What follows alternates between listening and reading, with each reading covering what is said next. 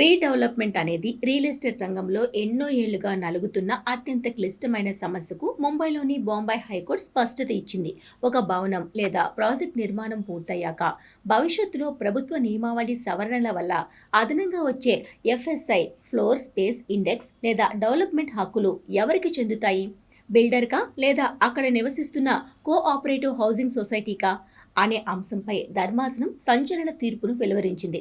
ఒకసారి ప్రాజెక్ట్ పూర్తయి భూమి మరియు భవనంపై హక్కులను హౌసింగ్ సొసైటీకి బదిలీ చేశాక భవిష్యత్తులో లభించే ఎలాంటి అదనపు ఎఫ్ఎస్ఐ పైనైనా ఆ హౌసింగ్ సొసైటీకే పూర్తి హక్కులు ఉంటాయని, బిల్డర్కు దానిపై ఎలాంటి క్లెయిమ్ ఉండదని హైకోర్టు స్పష్టం చేసింది.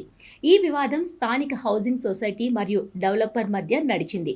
నిబంధనల ప్రకారం ప్రాజెక్ట్ పూర్తయిన తర్వాత బిల్డర్ ఆ ఆస్తిపై ఉన్న హక్కులను కన్వేయన్స్ డీడ్ ద్వారా సొసైటీకి బదిలీ చేయాల్సి ఉంటుంది. అయితే చాలా మంది బిల్డర్లు అగ్రిమెంట్లలో కొన్ని కఠినమైన షరతులు లేదా మినహాయింపు క్లాజులను చేర్చి భవిష్యత్తులో ప్రభుత్వం ఎఫ్ఎస్ఐ పరిమితిని పెంచితే ఆ అదనపు నిర్మాణ హక్కులు తమకే దక్కుతాయని వాదించేవారు. ఈ ధోరణిని బాంబే హైకోర్టు తప్పుబట్టింది. మహారాష్ట్ర ఓనర్షిప్ ఫ్లాట్స్ యాక్ట్, ప్రామాణిక రియల్ ఎస్టేట్ చట్టాలను ప్రస్తావిస్తూ న్యాయస్థానం కీలక వ్యాఖ్యలు చేసింది. బిల్డర్ తన ప్లాన్ ప్రకారం భవనాన్ని పూర్తి చేసి సొసైటీకి అప్పగించిన మరుక్షణమే ఆ ప్రాజెక్ట్ స్థలంతో అతని అనుబంధం ముగుస్తుందని పేర్కొంది.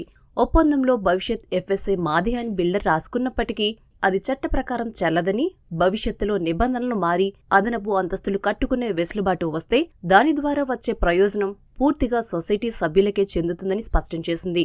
బిల్డర్ ఏదైనా అదనపు నిర్మాణం చేపట్టాలంటే హౌసింగ్ సొసైటీ రాతపూర్వక అనుమతి తప్పనిసరిగా ఉండాలని తేల్చి చెప్పింది.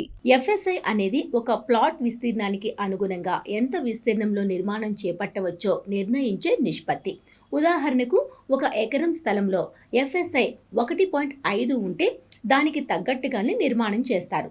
కొన్నేళ్ల తర్వాత ప్రభుత్వం పట్టణ ప్రణాళికలో భాగంగా ఆ ప్రాంతంలో ఎఫ్ఎస్ఐ 2.5కు పెంచితే అదనంగా మరికొన్ని అంతస్తులు కట్టుకునే అవకాశం వస్తుంది.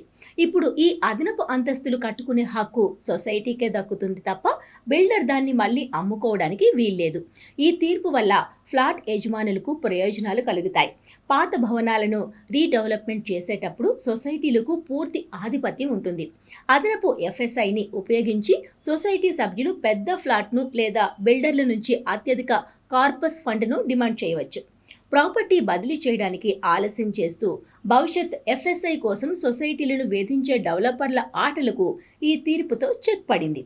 డీమ్డ్ కన్వేయన్స్ పొందిన సొసైటీలకు కూడా భవిష్యత్ నిర్మాణ హక్కులపై చట్టభద్రత లభిస్తుంది.